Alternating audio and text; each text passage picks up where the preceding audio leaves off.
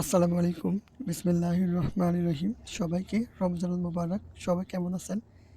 Viewers, একজন মানুষ নিঃস্ব অবস্থায় কী দোয়া করতে পারে? চেষ্টা করতে, করতে নিঃস্ব, হতাশ, এই নিঃস্ব অবস্থায় একজন মানুষ কী দোয়া করতে পারে? তো ভিউয়ার্স, একটা দোয়া আছে, সেটা হচ্ছে রব্বি ইন্নী লিমা আনজালতা ইলাইয়া মিন খায়রিন ফাকির। রব্বি ইন্নী লিমা আনজালতা ইলাইয়া মিন খায়রিন ফাকির। তো ভিউয়ার্স, দোয়াটির অর্থ হচ্ছে যে, হে আল্লাহ, আপনি আমার জন্য অদূর ভবিষ্যতে যে নিয়ামতগুলো রেখেছেন, যে নিয়ামতগুলো আমাকে দিবেন, আমি তার জন্য ফকির হয়ে বসে আছি আল্লাহ।